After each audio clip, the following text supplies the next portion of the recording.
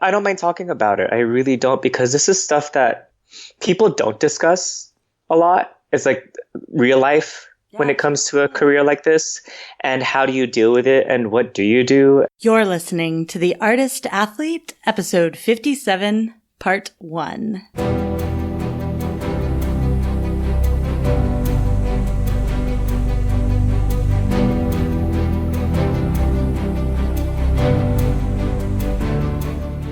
This podcast is dedicated to circus. Yes, actual circus. Circus with the death-defying acts and the spectacles of great beauty. But in this day and age, circus is more than tents and trains and elephants. And this podcast seeks to introduce people to the modern art form by interviewing professionals in the industry. Hey friends, fans, and enemies. I'm Shannon McKenna. I'm the host of the Artist Athlete podcast and the founder of theartistathlete.com. My guest today is artist, aerialist, producer, and creator Joseph Pinzon. Joseph, or Joe, was born and raised in Los Angeles, California. He earned a BA in psychology from UCLA and then attended the National Circus School in Montreal, Quebec. After completing the 3-year program, he toured with some of the biggest names in circus and performed in events for companies such as BMW, Hermes, and Mercedes-Benz. He also founded the new circus company, Short Round Productions, whose first show, Filament, has been met with critical and commercial success. Joe has been in the industry for about 20 years and has a lot to say about what the circus industry really looks like, how to get funding, and how to stay sane as a circus artist. He had so much to say, in fact, that we talked for well over the normal amount of time I usually give interviews. We were on Skype and we talked for I looked at the timer at one point and we'd already been going for an hour and a half and I didn't want to stop. So I split the interview into 2 parts. The first part is more about the company, more about how to get funding, the state of the arts and money in the US specifically. And then in part 2, which we'll play next week, we talk more about the industry as a whole. So the first part is more about creating a small company. The second part is more applicable to being a circus artist in this day and age. So make sure you subscribe to the podcast to get notified about when episode 2 or part 2 comes out next week. Also, in this episode, I make a joke about killing rich people, and I'm kidding. I'm not going to kill anyone. I hope no one listening to this is going to kill anyone. Killing people isn't a good thing to do. But sometimes it's funny to joke about. So don't come for me. Please don't send me an email. It's I get it. It's not that funny, but I thought it was funny at the time and I'm keeping it in. That's all I'll say about that. Here's part 1 of my interview with Joseph Pinzon.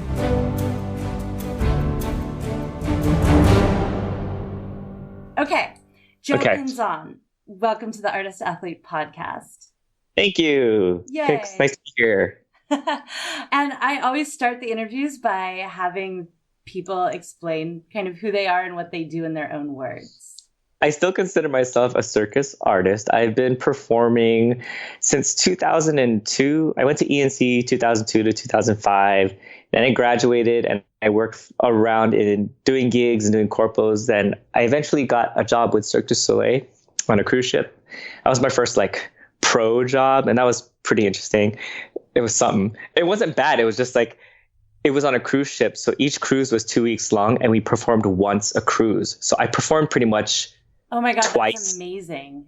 It is and it isn't, man. Because when you're out of school and all you want to do is work and perform and you only perform twice a month, it's weird. But hey, I got to see Hawaii a lot. And then after that, I did some experimental projects. One was at ENC, and that was pretty cool, called Honolulu Punch. And after that, I worked for Cirque in their show called Nebbia, which was directed by Daniele Finzi Pasca. After that, I worked a bunch with The Chameleon in Berlin and the show called Soap. With Soap, I got to tour a lot around the world, which is pretty cool. And then I was the like rehearsal director for a cruise ship that the Chameleon took on as a project. And I did that for 2 summers in a row. And then I started my own company. I wrote a show, I directed it, I produced it. It's kind of where I'm at now. I still perform, I still produce. I got a master's last year, and here we are. Congratulations on that, by the way. Thanks. It's kind of nutty, man. I forget I have a master's because I did it in a year, and that's insane. I don't ever suggest that, but when circumstances are what they are, you do it. But yeah, thanks. Yeah, what made you go back to school and get the master's? It was the right time. I felt I always wanted to go get a master's in something. And this was actually a new program out of USC called Arts Leadership. And it's all about how do you steer an arts organization through today's political climate, but you also deal with social justice stuff and environmental factors and technology and blah, blah, blah. All of that rolled into one, because when you have those answers and learn how to figure that out, then the other stuff makes sense, like funding and how to get funding and have people on your board. So it's kind of an approach to arts management and administration, but from the other direction. So it's like you're constructing your organization and then finding ways to fund it. Yeah, because there are a lot of people out there who have like a kind of idea first, and then they just have a lot of people with a lot of money around them, and then they're able to grow the organization from there. Whereas this is kind of the opposite approach, because their whole thing is like, when people believe you and what you are working towards to see in the world, then they'll have your back, which I guess is like the start of anything. But having that solid foundation first about talking about everything the right way is a more convincing approach for some. Sure. Do you think you could have done that without your performing work? And by what you're doing now, I mean like running a circus company. Yes and no. I mean, what this program did for me was really help me be able to speak about what I do in a way that makes sense even for myself. Because when I started my company, I just kind of did it because I had to, like I had a show, I wrote it and I wanted to put it up. So I had to produce it, like, because no one was going to take a chance on some new guy with some idea that no one's ever heard of. And now I'm still doing it. But now that I've pulled it off and I can speak about my work and my company and our values in a way that makes sense and is more tangible and sets us apart from everyone else, things are rolling forward more. Cool. Can you talk a bit about your company, about Short Round? Short Round is a contemporary circus company. I say we're based out of LA just because I'm in LA, but we're kind of all over the place. Like of the 5 production members, only 2 of us live in LA. Everyone else is everywhere else. How does that work? What do you guys do? The internet is great. Totally. Yeah. I mean, with technology nowadays, you can kind of run a company from anywhere. You don't really need a headquarters. But yeah, I wrote a show, how many years ago was it? Man, I wrote it in 2011, but we premiered it in 2016. It's called Filament. It's a story-based circus show with a linear plot line from A to Z with characters and no dialogue because no. And it's been run. Unpack that for a minute? Because okay, sure. Because there is this interesting intersection between like circus and theater. And I would definitely call your show, when I saw it, to be fair, in 2016, I haven't seen it recently, but I would call it a circus show. It is a circus show. I always refer to it as a circus show because fundamentally that's what it is. It was based around that art form, and it's the disciplines in it definitely come from this practice. And so it's a circus show. It just has a story, which I did because that's what I wanted to see. There's some really beautiful work out there by emerging companies and even established companies that are thematic and they have great ideas and are so artistic and their concepts are fantastic and they do it really well. And something I wanted was a storyline because, one, I'm super influenced by TV and movies, having grown up in LA. I mean, it's not like anyone else has it, but I'm in the capital of it. So totally. It's what I know.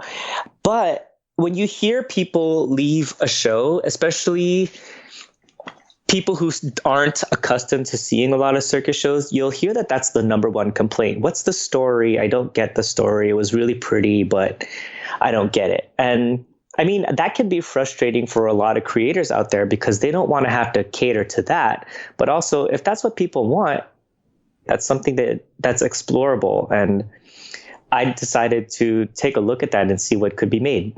Why do you think more companies don't explore a narrative structure in circus? Well, one, it's really, really hard because in order to integrate circus into a storyline, for what we did, I won't talk about it in general, but for what we did, there's a really tricky thing to have circus mean something without it looking like you just slapped it on top. Because sometimes you can write a story and then have a circus act, and the circus act just looks like you dropped it in there and it doesn't really relate to the story.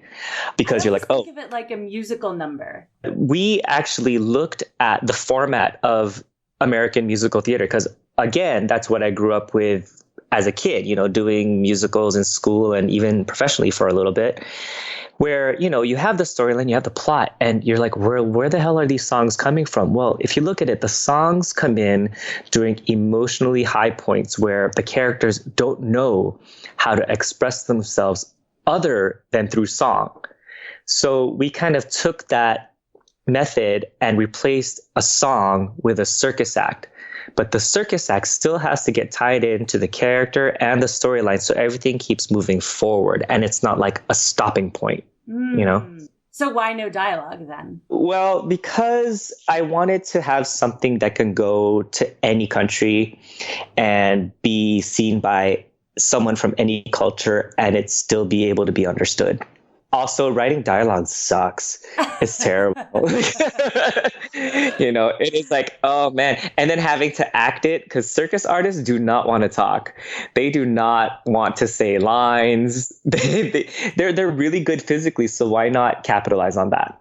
And luckily, we get circus artists who really enjoy exploring how to tell stories just through body language and facial expressions and gestures. And it works out for everyone, so it's pretty cool. It does seem like it would be hard, though, because if you have a script and dialogue, you can just, if you need to replace an actor, they have the script. Whereas everybody has a different style of movement or excels in different tricks. How do you replace cast members then? We have it down to a science because we've had to replace many in very short amount of time. Well, actually, we have a script. We have this, I don't want to call it the Bible, but it kind of is, where I've written everything out. And so all the stories, all the thoughts, and all the intentions of every character in the show, including where you go and what pathways you take, it's written down. So, and we divide it by character. So whatever role you get, you have your pathway through the entire show.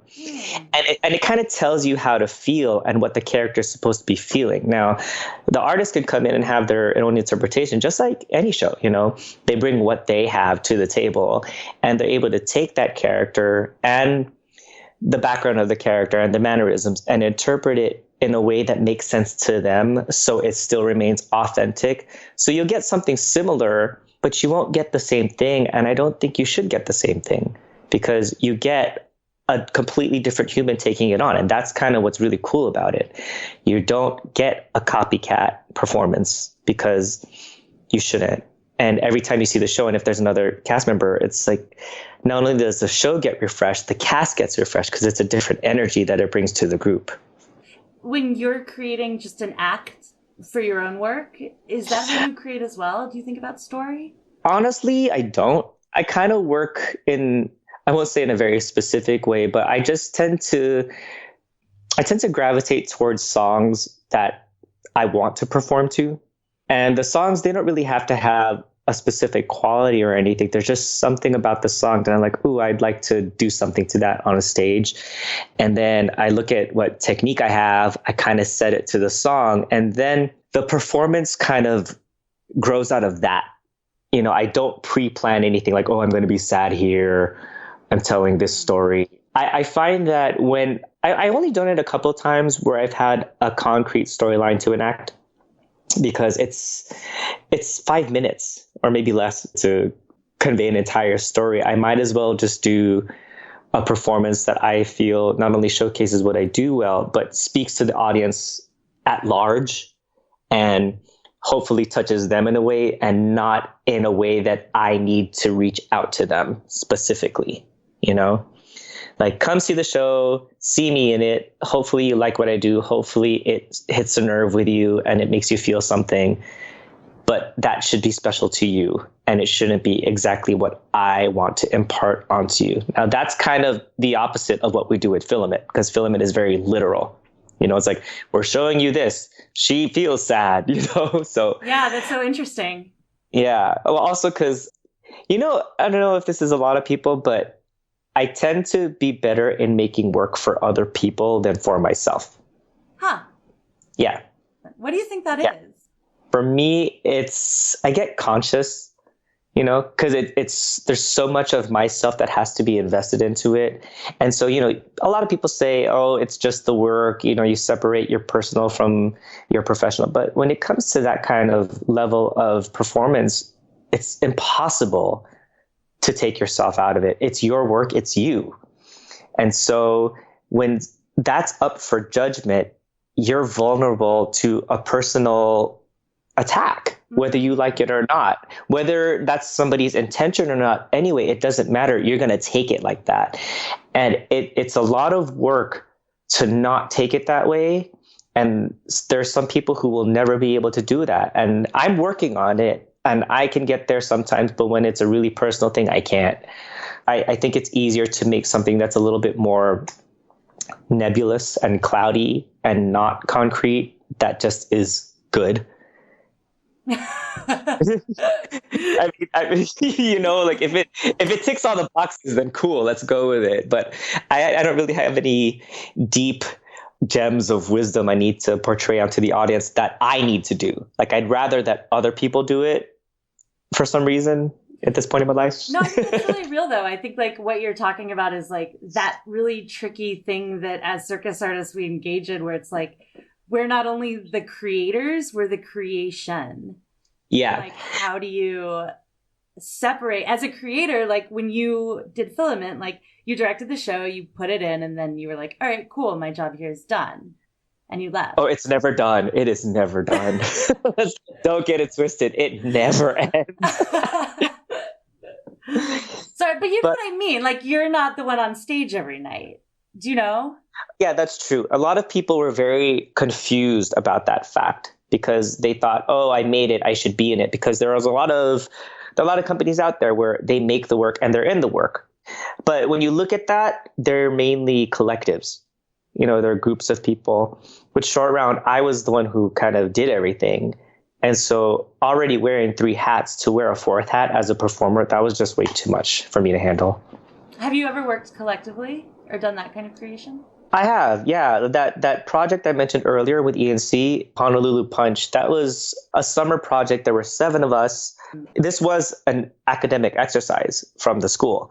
I guess I ask because I'm wondering why you chose an approach of like leading a company rather than creating some kind of collaborative effort.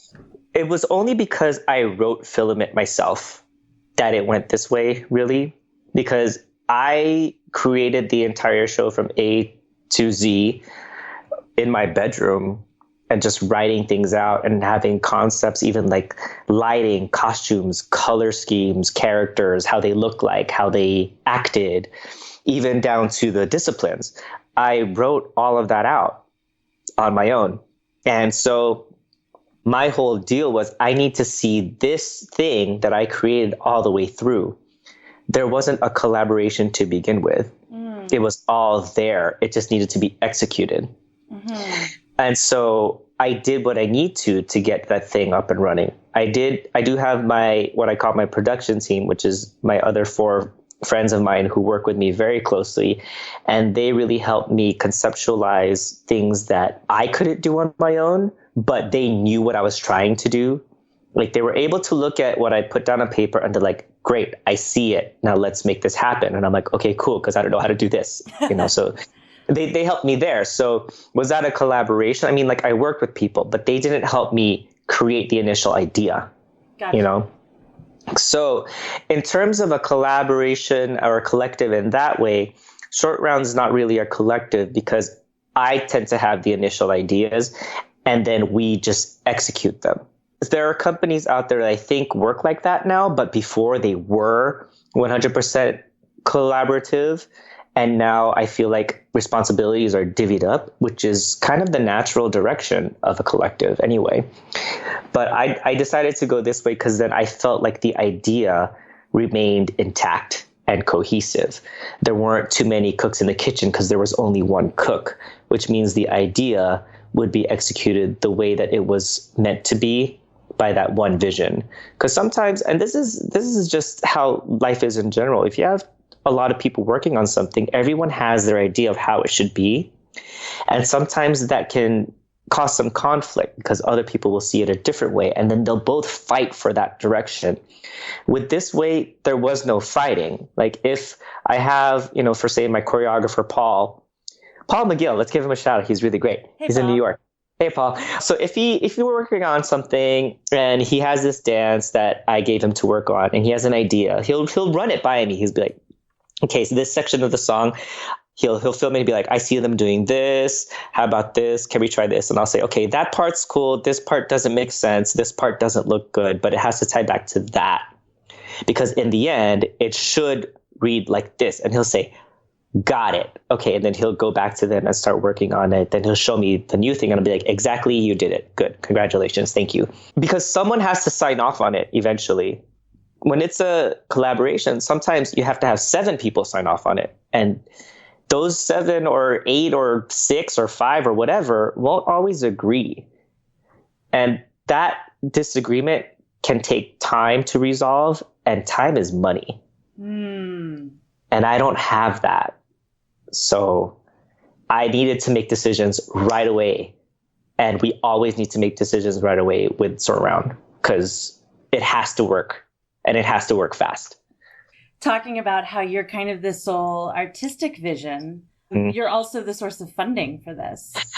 I sure am. How'd you do that?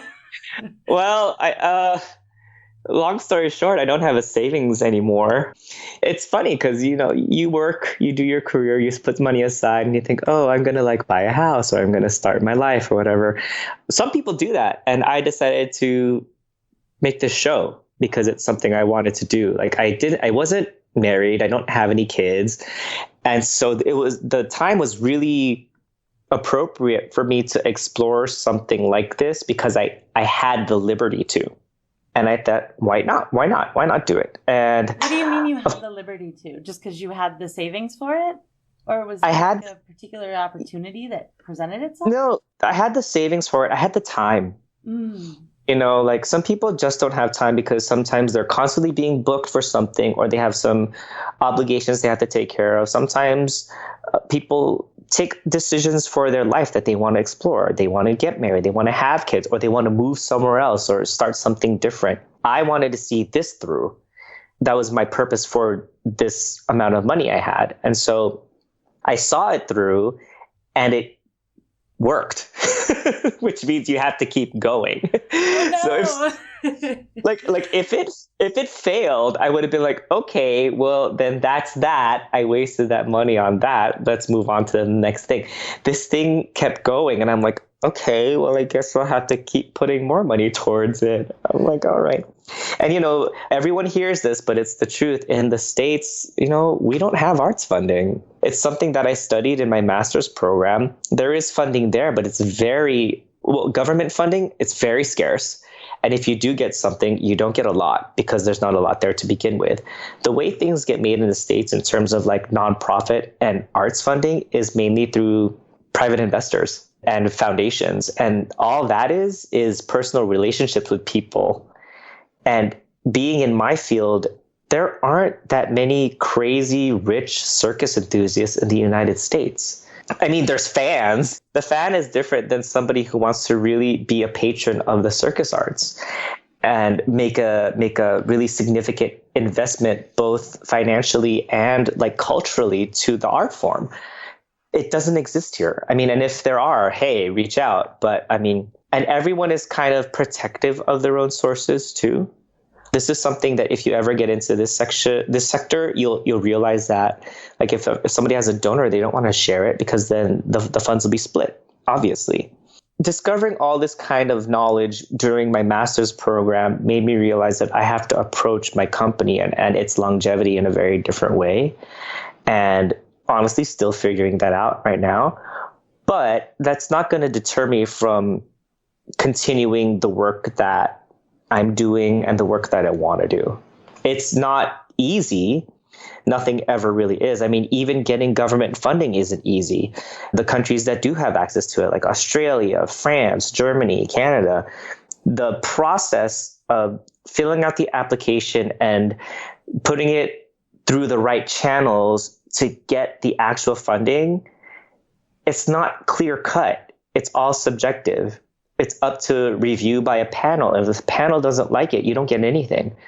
And sometimes it all comes down to, do you know someone on that panel? Because then they'll be like, oh yeah, I know him. Let's give him the money. It's really that sometimes. And you can't control that. No matter how hard these people. Where are these people on these panels? Exactly. How do you meet these people? Well, I mean, some people have really ingenious ways of reaching out to these people. Sometimes all it is a cold call or an email out of nowhere, and somebody will have a lunch with you, and then you'll get to talking, and then they'll take an interest, and then they'll want to hear more, and then the relationship develops. And then all of a sudden you have someone backing you. But all it really comes down to is the relationship you have with that person. Sometimes it's purely financial. Sometimes it's deeply personal. And so other people's approach to that might be more effective. If I have any advice to any circus artist, improve your social skills. Like, when you go out there and you have the opportunity to network or meet people, go and do it. But like, don't be fake. Be yourself. Talk about things that you might have in common, and like, take a genuine interest in whoever you meet, because you never know who you're going to meet. That person, as unassuming as they may seem, might have just inherited some kind of fortune, or they might be a trust fund kid who doesn't know what to do with their money. And that's not why you're using them. And you shouldn't be using anyone in the first place. Being a good, genuine person, that's kind of what gets people ahead. And I do think what you're touching on, and why it's like so important for artists, is even though, I don't know, we've moved obviously out of the Renaissance era, but that, what you're talking about, that kind of funding and those donors, it is kind of still those relationships that I feel like helps art happen. Yeah, I mean, it's what it's always been. It's what it will continue to be, because the way that the arts are funded nowadays is by very old money and by these foundations that have been established years and years ago. And, you know, sometimes with certain foundations, I'm giving you like a total lesson on nonprofit funding right now. Why not? So the way that these foundations decide, not even just foundations, individuals decide on who they give their money to, is sometimes there's set rules. You know, like, for instance, if there's this foundation set up by this billionaire who passed away, when he passed away, he probably said to this foundation, look, when I pass, you are only allowed to give X amount of money to these kinds of interests, because these interests are what I hold close to me, and that's the legacy I want to leave on to society. So some foundations are stuck funding only like really specific things, and that's all their money is going to go to. Now, if the people in charge of these things are still alive, like if it's their foundation, they can change it at will. If, for instance, one year it's all about AIDS and HIV research, the next year, it could be all about Balinese mask making, just because that one person went to Indonesia and took a Balinese mask class and is now all about it. Yeah. It really is just all on the person. So we just have to find like someone with a trust fund. No. Really interested in circus, and then kill them. Well, and then I don't know. I don't, as you're taking like the Anna Nicole route. I don't know about that. What you just need to do is put yourself in the situations where you can meet really great people of different walks of life that you take a genuine interest in, and maybe they'll take a genuine interest in you. And what it is, you know, going to dinner with a group of friends. Like if you have a friend who, for instance, is in the classical dance world and they're going to some party or some kind of function and they invite you along, go. Or if they're going to something, hey man, do you think there's a chance I could tag along? I would really like to see what this world is about. They may be like, yeah, come along. And then you'll see what it's like. And then you'll meet people and you will talk to them on a personal level, and then hope maybe that will lead to something else. But at the end of the day, first and foremost, go and have a good time. You know? Why do you think more circus artists don't do this kind of thing? I think a lot of them are tired from training. But also a lot of them don't know that sometimes that's all it takes. Yeah.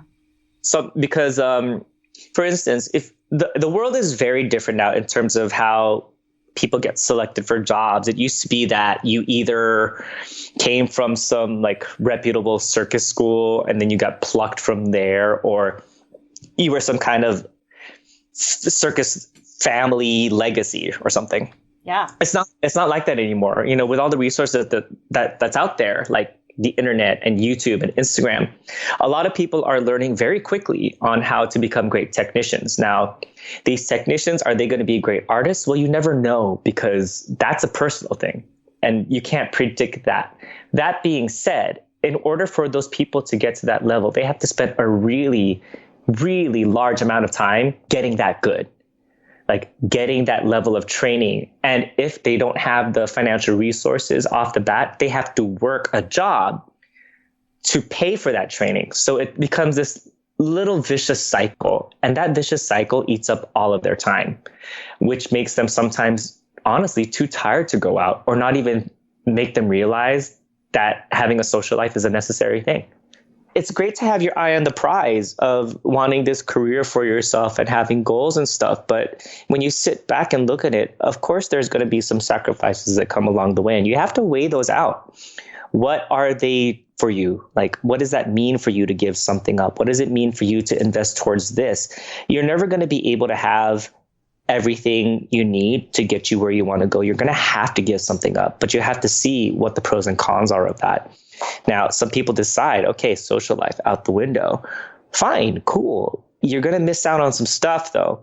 And also, it's kind of nice to not have to think about training all the time. If you do, it's a little bit obsessive, and then that's not healthy either. There should be some good balance there, and that's not being really discussed nowadays. I think that's really true and really valuable. Oh, I'm a big mental health fanatic. You know, like let's encourage that. No, yes, very that. What are your mental health, like? What are your go-tos for like self-care, that kind of thing? Sometimes this is gonna sound funny, walking away from everything, but that sounds totally healthy. It's totally healthy. So, but what do I mean by that? It's taking the time that I need away from it. You know, like, you know, for instance, this past summer, I've been very fortunate. Like Filament went to Edinburgh Fringe, and then right after that, we did a tour across Europe in Germany and Italy and Luxembourg. It was really cool, great opportunity, but very immersive, where I was in that world 16 hours a day. And when I say 16, I mean 16. I didn't sleep a lot. Every minute that I was awake was spent dedicated to the show in some kind of way. Like people had to force me to eat because I would forget. That's not good.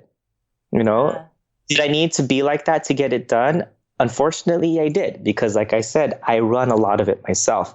Did everything get done the best way I could? And once there was a time for me to not have to do anything, I took that time. Well, actually, my body kind of forced me to take that time because I got really sick.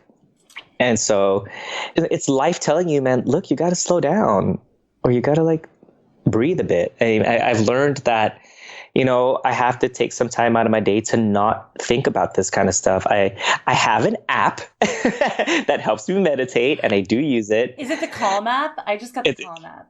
It is the Calm app. I do use it. I do. And it's what, 10 minutes a day, which you'll find 10 minutes. If you have 10 minutes to dork around on the internet or look at Instagram for 10 minutes, you have 10 minutes to use this app. Your life is not going to be enriched by looking at Instagram.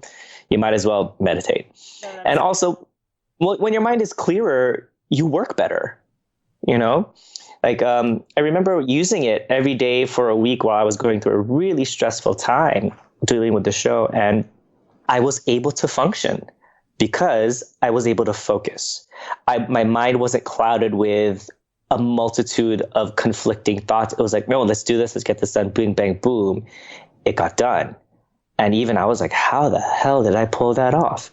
And being able to focus clearly on things and just shut off all the external white noise of insecurity and outside judgment, man, it was so helpful. Yeah. Which is funny because for me anyway, like I always get scared that that's my edge, like all that anxiety. And if I shut that out, like I'm going to be a less productive person. Oh my God, you'll be more productive without. But yeah, totally. Yeah. Yeah. Anxiety sucks, man. It's the worst. Anxiety is nothing more than your brain telling you that you can't do it. Yeah. And that's your brain, you know? So why would you want to live like that? Why would you want to have that as your driving force? You might as well do it in a more healthy and sane way, right? Especially if it's at your fingertips. That was part 1 of my interview with Joe Pinzon.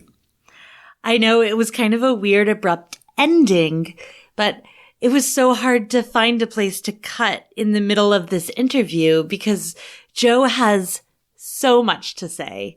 So for sure, subscribe to the podcast. Next week, I will be back with part 2, where we'll go more in depth on topics like mental health, the realities and myths about the circus industry, and a whole lot more.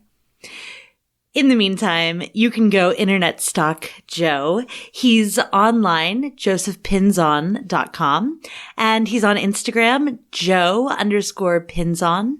And if you're an aerial silks artist, you should definitely follow him because he posts really cool stuff on there sometimes. For aerial training tips and inspiration, you can follow me at _artist_athlete on Instagram. My website is theartistathlete.com. And if you are loving the podcast and you want to help me out, maybe you have a trust fund. I don't know your life. All I know is that you can go to patreon.com/theartistathlete and throw $5 a month my way. You know, couldn't hurt. It actually will help a lot. And that's it for me. Talk at you next week, friends, fans, and enemies.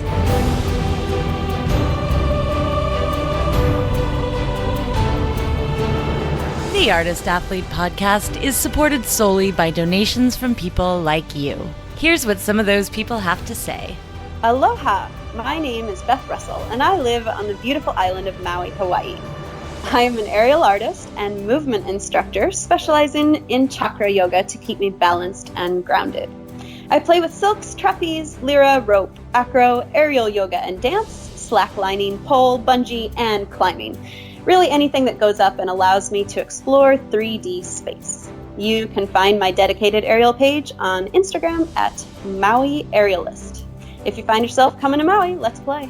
Hey there, friends, fans, and enemies. This is Chris Alston, Patreon of the Artist Athlete Podcast, straps artist and lyra performer and acrobat out of Greenville, South Carolina. So, if you're ever passing through, make sure to stop in and see me and my friends. We have a wonderful space, and we'd love to see you.